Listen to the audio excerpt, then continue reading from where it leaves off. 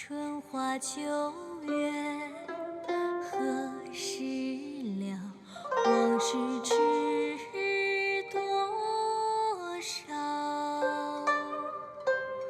小楼昨夜又东风，故国不堪回首月明中。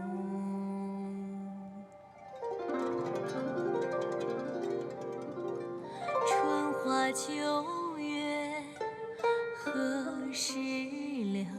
往事知多少？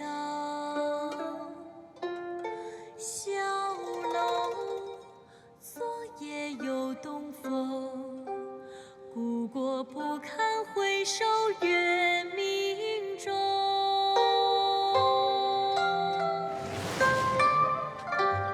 啊，雕栏玉砌应犹在，只是朱颜开。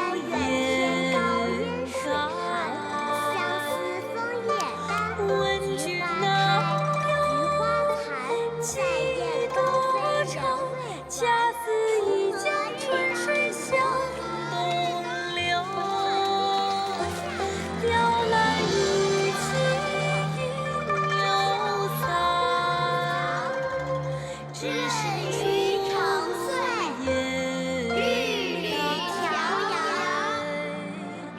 问君能有。我家在那边，我走了，再见。我们送你回去吧。不用了，我自己会走，再见。再见。再见。恰似一江春水向东流。姨儿，妻女。恰似一江春水姨儿，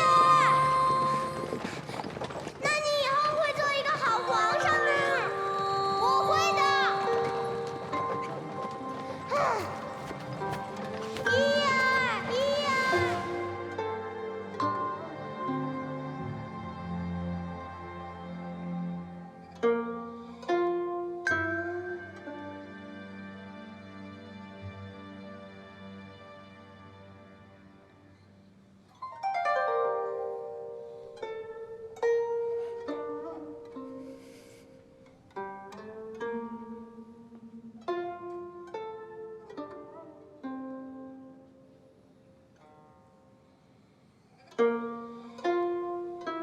皇上，你这是怎么了？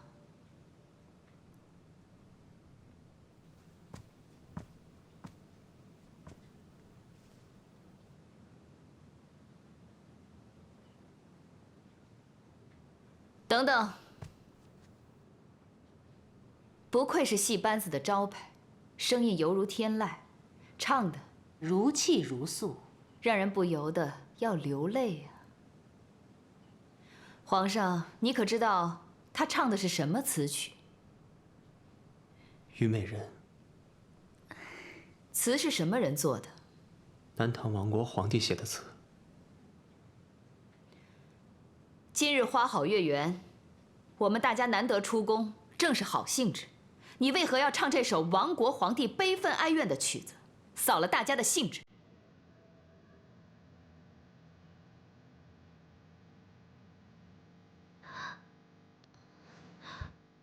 民女是一个歌女，只想将最拿手的献给太后皇上助兴。民女不敢冒犯太后皇上。大胆，竟敢演唱亡国之君的词曲，扫了太后和皇上的雅兴，拖下去，乱棍打死！是。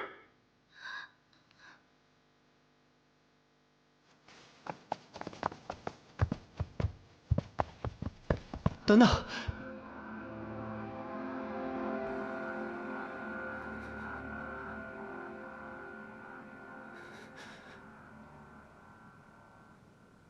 母后，他叫周儿，是孩儿儿时在乡下的玩伴。孩儿认的第一个字就是他教的。他和他的爷爷有恩于我，孩儿想替他求情，求母后原谅他。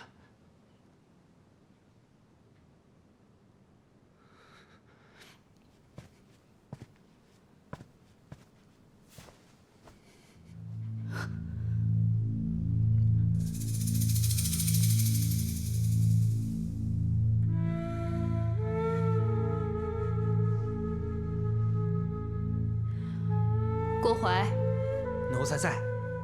让他们都退下吧。是。你们都退下。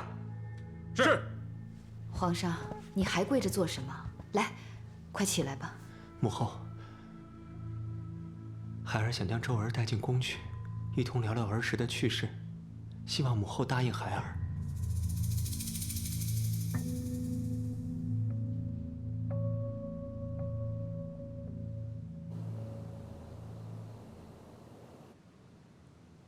周儿，真的不敢相信是你。我也不敢相信呢。皇上，青妮姐姐，我可一眼就认出你们俩了。别叫我皇上，跟小时候一样，叫我叶儿。不一样，你现在是皇上。周儿，这里没有外人，咱们还和小时候一样，叫叶儿。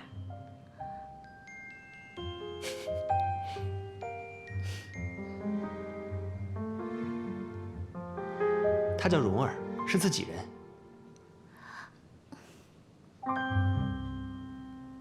周儿，你为什么会在京城？为什么会在戏班子？你爷爷呢？爷爷前些年生病去世了，戏班子的师傅是爷爷生前的好友，他收留了我，我是跟着戏班子到的京城。这些年你受了不少罪吧？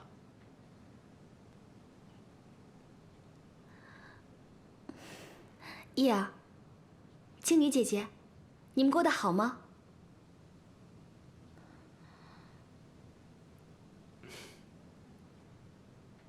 总是在梦中梦见你，特别怀念小时候的日子。真的？我还以为你们进了宫就把我给忘了呢。我也总是梦到你们。叶儿，你还记得吗？你还许诺过要娶我和青妮姐姐当媳妇儿呢。我当然记得。那时候不知道你的身份，咱们什么都不懂，也不知道害羞，什么都敢说。我们再也回不到以前的那些日子了。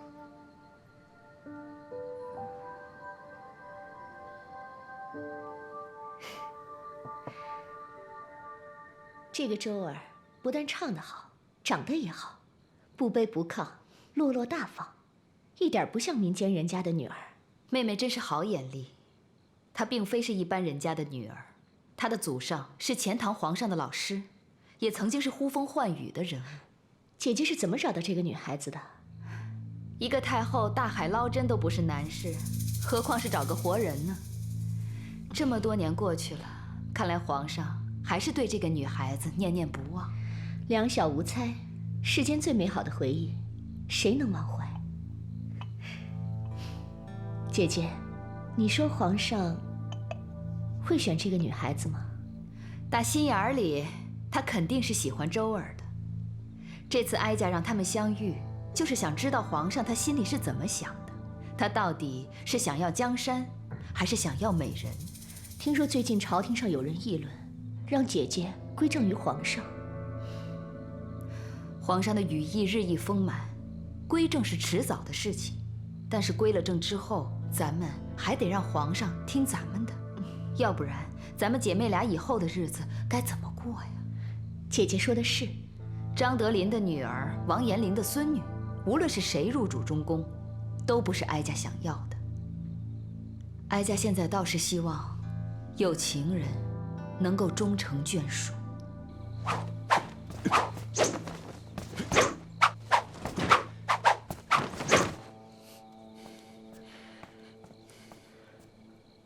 朕睡不着，真没想到能和周儿重逢，朕高兴，朕多少年都没这么高兴了。皇上，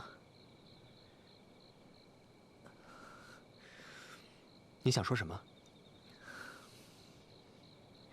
皇上，您第一次出宫就遇见周儿姑娘，您不觉得太巧合了吗？什么意思？臣只是觉得，您和周儿姑娘的重逢像是有人安排的。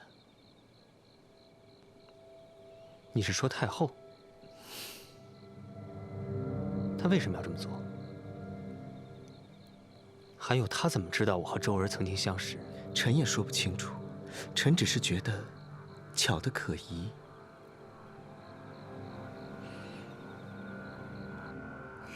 姐姐，你困吗？不困，我也不困。我太兴奋了，想不到会睡在皇宫里，还跟公主睡在一张床上。周儿，我不是公主，我只是太妃娘娘身边的一个贴身丫鬟。姐姐在说笑吧？我没有说笑。我和义儿不是亲生姐弟，我娘是奶娘，我和她只是同吃异母乳长大。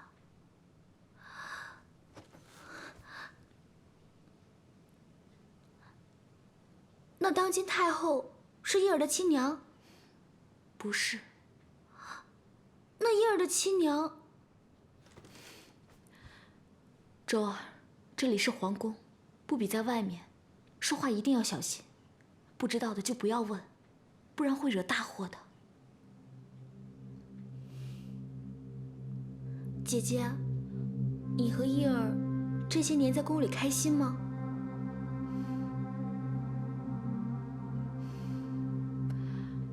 你知道这么多年，我们在宫里见过的最多的是什么吗？死人。我们眼看着身边的人一个一个的死去。你还记得我们在乡下喊爹的那个人吗？他是义儿的侍卫，晚上还活得好好的，白天人就没了。我和义儿能活到今天，已经很不容易了。可义儿是皇上啊。义儿是皇上，那只是个摆设。他是一个连自己的事情都做不了主的皇上。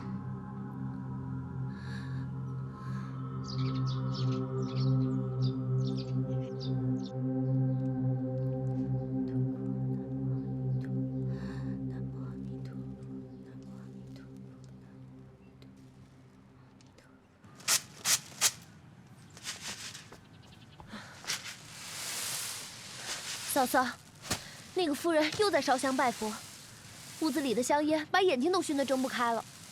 她把咱们的上房当成佛堂了。她还说，今天是斋日，咱们全家都得吃素。哎呦，嫌出毛病了吧？我看他。嫂嫂端午，你们怎么能干下人干的活啊？我们家没有上人下人，只有人。你们干这些成何体统啊？这样不但丢了朝廷的颜面，还丢了包拯的颜面。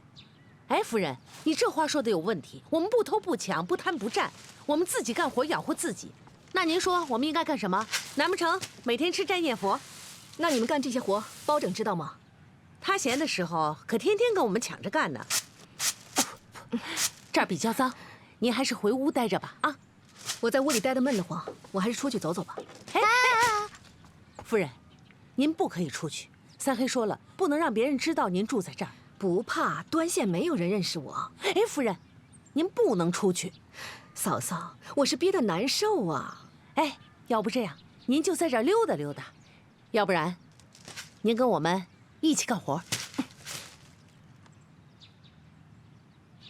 你知道我是谁吗？我不知道，三黑也不让我知道。我这都是为了您好，您不能出去。您不能出去。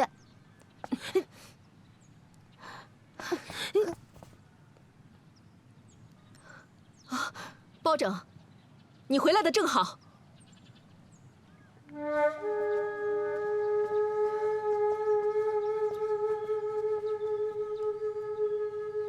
包拯，你到底想到办法了吗？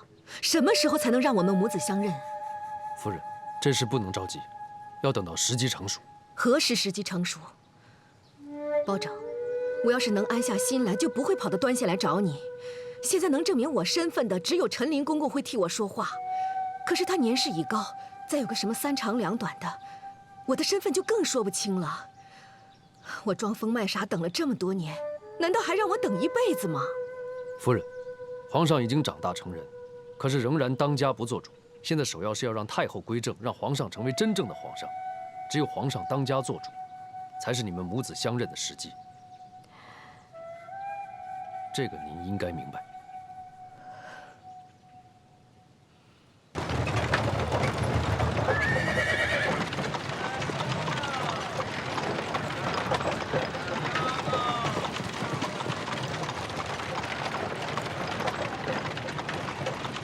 仲淹，知道本相为何找你吗？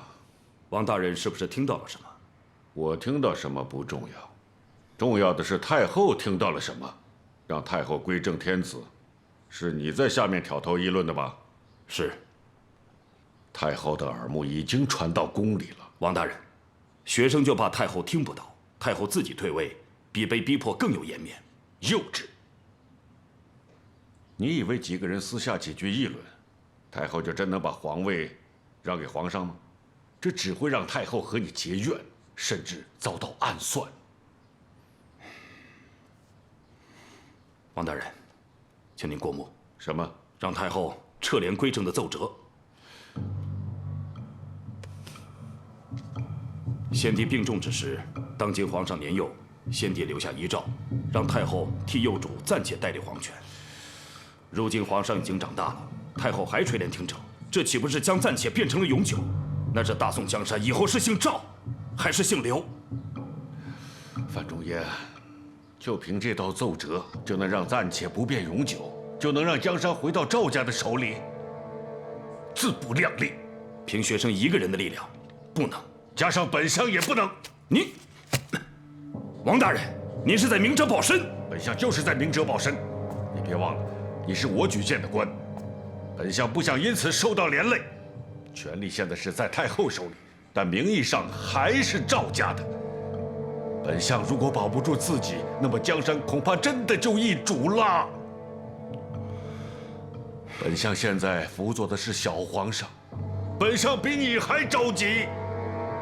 你知道本相想的是什么吗？本相想的是皇上如何能把权力平安地接过来，你懂吗？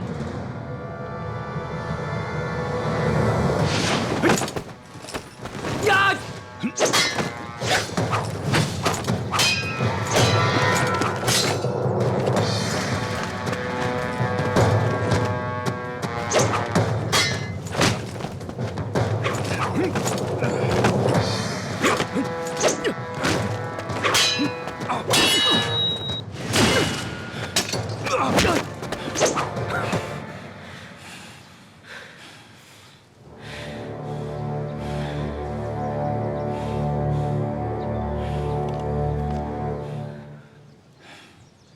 庸儿，你的功夫超过爹了。青出于蓝胜于蓝，您说的。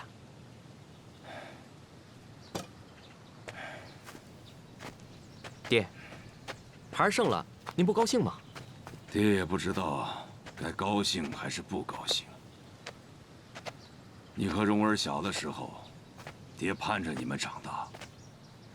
你们真的长大了，爹心里又发慌。人胆量小了，是因为变老了吗？你想说什么？我记得我们小的时候，天下就没有爹害怕的事情。那个时候我们觉得，我们的爹是天下最厉害的爹。接着说。您现在被那个女人打败了，您怕她，您不但将蓉儿放在她的身边当人质，还把自己的亲生女儿送进皇宫，给那个不像个男人的皇上做妻妾，用联姻来巴结他们。庸儿，你虽然人长大了，但是脑子还没有，你将来就会输在这儿。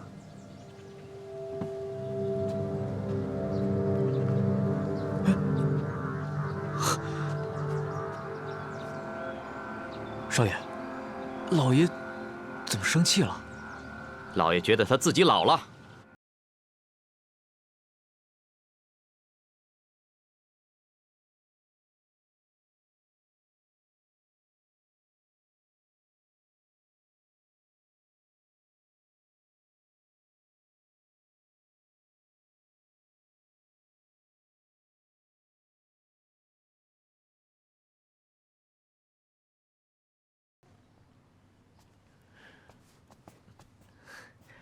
子荣拜见太妃娘娘。免礼了。蓉儿，你是来叫人的吧？是娘娘。皇上差子荣来请周姑娘。皇上真是心急，哀家还想听周儿再唱一曲呢。算了，青女，你陪周儿姑娘过去吧。娘娘，皇上只差子荣，请周姑娘一人过去。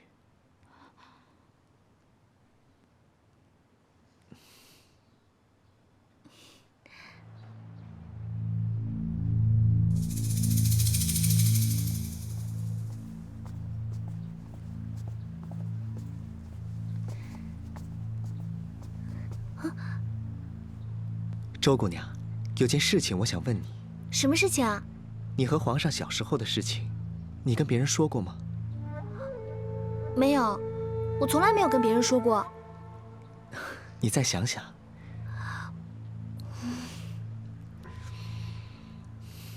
那宫里是怎么找到你们戏班子的？我们戏班在开封城唱的有名儿，城里的达官贵人都找我们去唱戏。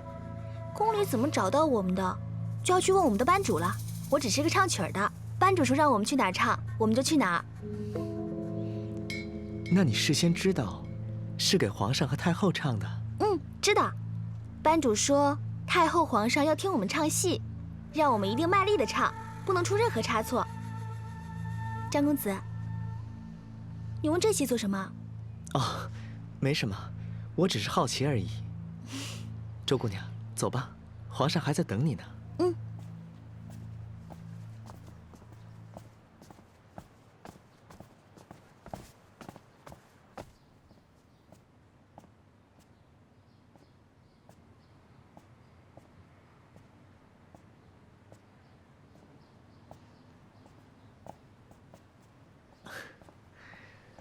皇上，周儿姑娘来了，快让她进来。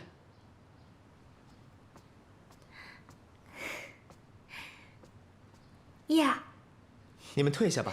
是。民女给皇上请安。昨晚睡得好吗？一夜未睡，想不到这辈子会睡在宫里，觉得好像是在做梦。能遇见你，我也感觉自己好像在做梦。你喜欢皇宫吗？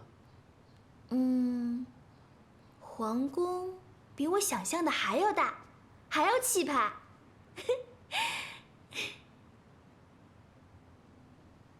依儿，你怎么了？我不喜欢皇宫，也不想做皇上。我在这儿一点都不开心，总是想起咱们在乡下的日子。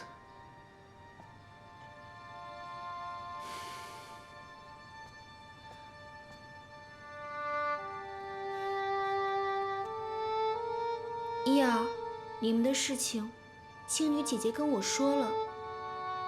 小时候在乡下，先皇派人来接你回宫的时候，才知道你的身份。我爷爷说你真不幸，生错了人家。我一直不懂为什么，现在终于明白了。我心里的苦，只有我自己知道。依儿，天将降大任于斯人也，必先苦其心志，劳其筋骨，饿其体肤，空乏其身。这些兴许都是上天有意安排好的。天下千千万万的人，为什么非要降大任于我？不公平！我没有这个能耐，也受不了这份折磨。我想做一个普普通通的人，过开开心心的日子。依儿，你久在宫里，早已不食人间烟火，人世间的日子并不快乐。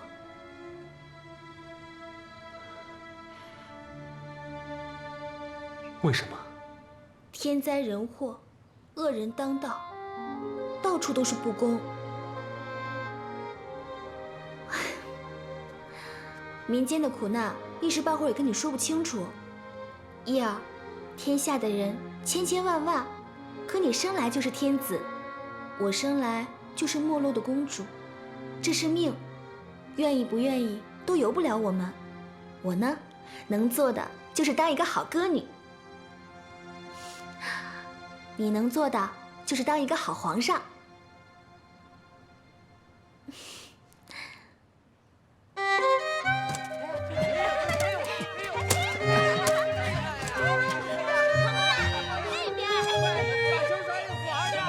皇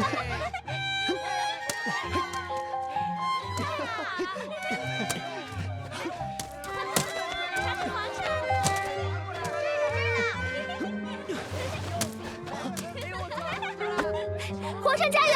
皇上加油！在皇上那儿呢。这边，给我！你真厉害呀！进了！进了！是啊，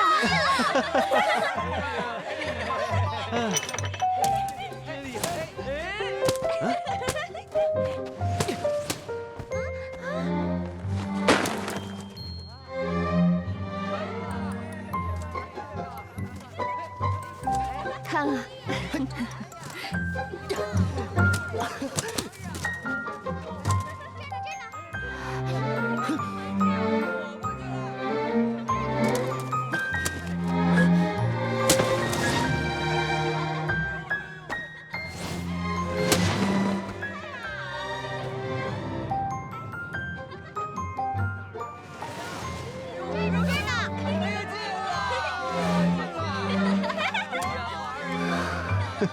进了！姐姐，太好了，进了！叶儿，这2天开心吗？孩儿开心。这些年，很少看到皇上开心了。也不能光顾着开心呀。皇上的婚事，皇上你可得早点拿个主意。孩儿知道了。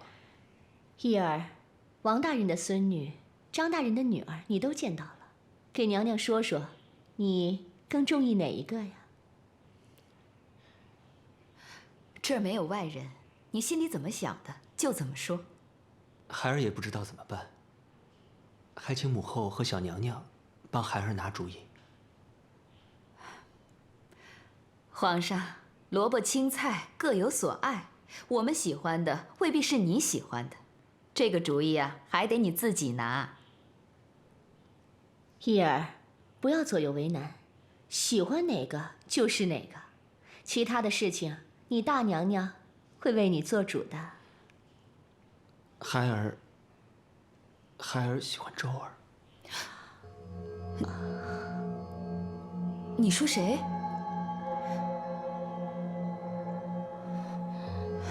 你大声说。孩儿喜欢周儿，打小就喜欢。周儿和孩儿青梅竹马，在皇宫，孩儿还时常念及她，还经常梦到她。这次见到周儿，是越发的喜欢她。皇上，哀家是让你在宰相的孙女和枢密使家的女儿当中挑选一位入主中宫，我看你是南辕北辙了。孩儿是真心喜欢周儿。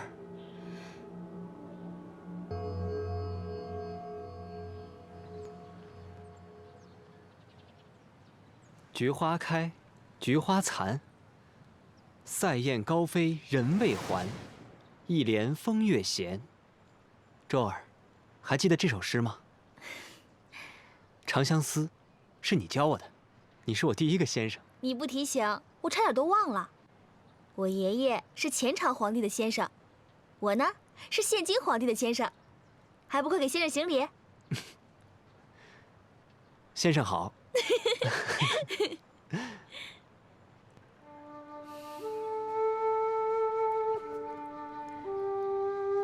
青女，你怎么脸色看起来不大好？是生病了吗？没什么。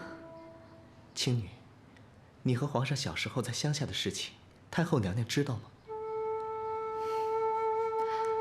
我从来都不敢和太后多说一句话。那太妃娘娘知道吗？跟太妃娘娘讲过。有一次，太妃娘娘问我们小时候在乡下的事情，我就告诉她了。皇上和周儿的事情，太妃娘娘也知道。我都跟太妃娘娘讲了。怎么了，蓉儿？你怎么突然这么问？没什么，我只是好奇而已。青女，有些事情，以后我再告诉你。周儿，这些年难过的时候，总会想起你。想起你就想起这首诗。小的时候虽然熟背了它，但不理解它的意思。这些年，应景生情，才知道这首诗有多么好。前朝皇上能写出这样的诗，真是了不起。依儿，你说的不对。一国的皇上，不是要让天下人赞美他的诗赋，要让天下人赞颂他的功德。要是能让子民安居乐业，让臣民过上好日子，那才是了不起的皇上。周儿，你也了不起。我爷爷说的，是他了不起。依儿，你要做一个了不起的皇上。这句话是我说的。学生知道了。周儿，我要大婚了。我知道，青女姐姐跟我说了，2个朝廷重臣家的女儿。太后让你选一个最喜欢的做皇后，你最喜欢哪一个？给先生讲讲。喜欢你。谁？喜欢你，从小就喜欢。我问的是你要娶的那2个女人，不许耍滑头，老老实实的告诉先生。我已经告诉太后了，我要娶你。姐姐，皇上还真是一个有情有义的人，宁要美人，不要江山。只是我们成全了皇上，百官恐怕不会成全。姐姐怎么不说话？他们嚷嚷着要哀家让位，让皇上做主天下。皇上的婚事是天下的头等大事，既然这样，那哀家就让皇上自己做自己的主，让他们说去。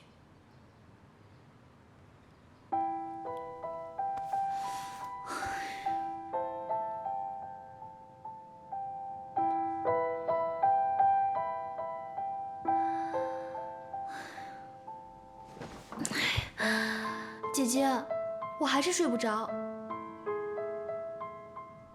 姐姐，我有话想跟你说。我困了，等到明天再说吧。不行，再不说我会憋疯的。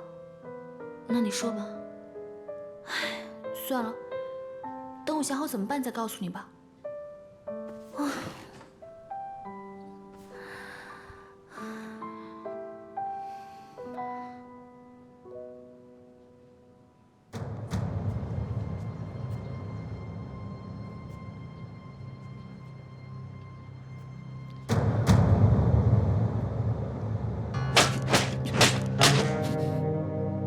朕想和你说件事。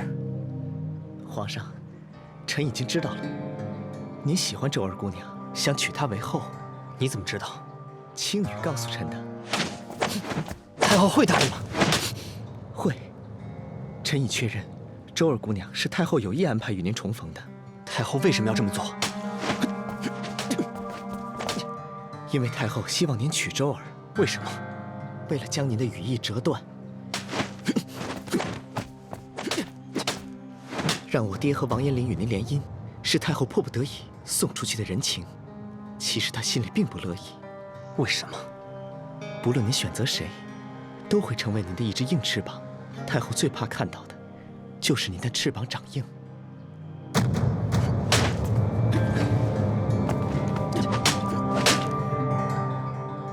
那些在朝廷之上要太后还政的忠臣，是您的另一只翅膀。自古皇后出自权贵豪门，您娶一个民间女子做皇后，来母仪天下，您说他们会答应吗？朕娶媳妇是朕的私事。皇上，您没有私事，您身上被蚊子咬一个包，都是国事。你不赞同朕娶周儿吗？臣只是提醒皇上，您不能娶周儿。你是朕的一只翅膀，你也想被折断吗？皇上，太后是真正的博弈高手，她早已想好了后面的路该怎么走。您第一次做主就遭到了百官的反对，这让她继续垂帘，又有了冠冕堂皇的理由。朕不管，朕只要周儿，让她一辈子待在垂帘里好了。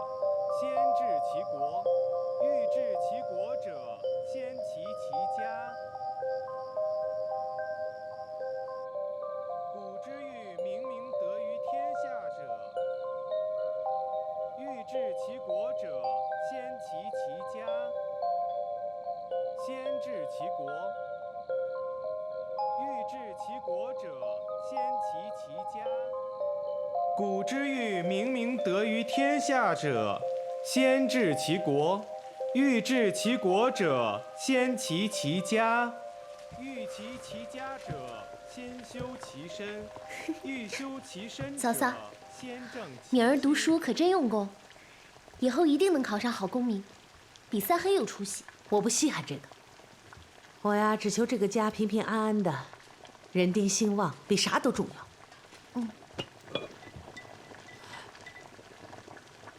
哎，嫂嫂，怎么了？哎，你这药都吃了好几副了，这肚子怎么不见大呀？嫂嫂，不急。什么不急？你们不急，我急。这都过了好几年了。哎，这样吧，明天啊，我带你去烧烧香，求求送子观音。哎，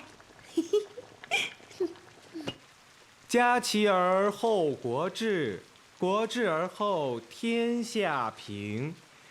家齐而后国治，国治而后天下平。勉儿，你这是在干嘛？夫人，我在读书啊。读书？啊，我在学圣人读书，头悬梁，锥刺股。勉儿，你这么用功，是想考个好公民吧？嗯。头悬梁，锥刺股，就一定能考上好公民吗？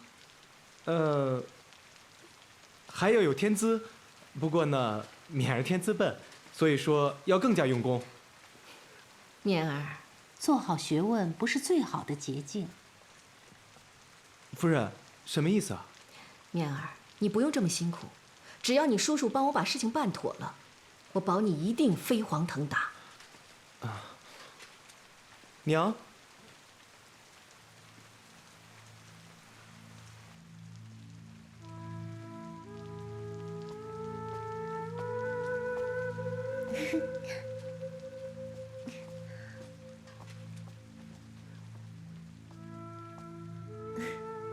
三黑，我今晚住这儿。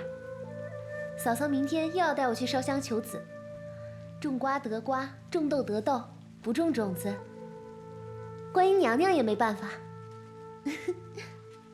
端午，我在写一个很重要的折子。包家后继有人，难道不重要吗？嫁给你这些年了，你一心扑在公事上，百姓家的一头牲畜，你都操心不尽。难道端午？端午，我是一方父母官，百姓的事情无小事。你是父母官，你也是我男人啊。你知道我担心什么吗？你担心生出的孩子和你一样面黑，黑又怎么样？农夫难道因为黑豆黑就不播种了吗？这个比喻不对。我从小被人当作妖怪，那种滋味只有我自己知道。我不想让我的孩子跟我有一样的经历，这对他不公平。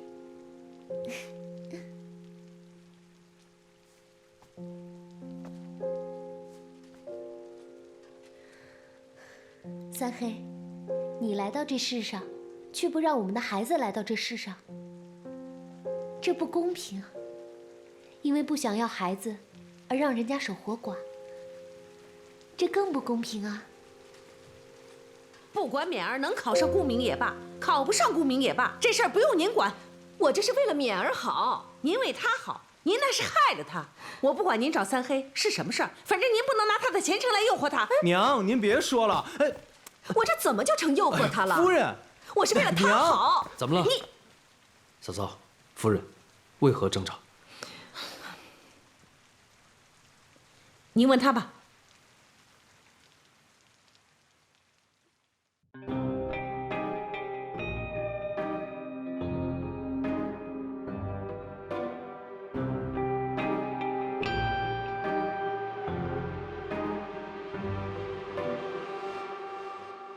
露出了半边的月，是圆还是缺？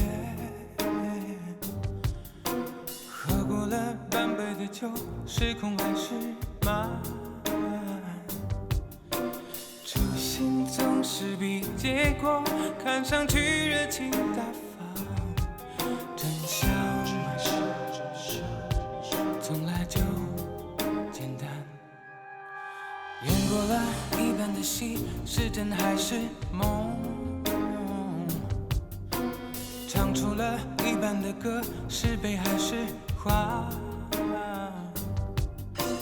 未来总是比过去看上去更美丽灿烂。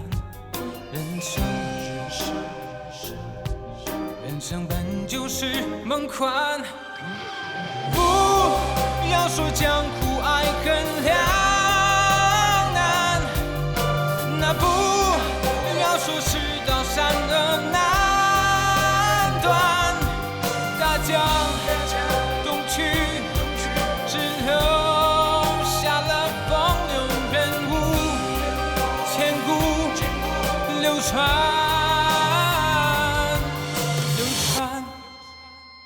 演过了一半的戏，是真还是梦？唱出了一半的歌，是悲还是欢？未来总是比过去看上去更美丽灿烂。人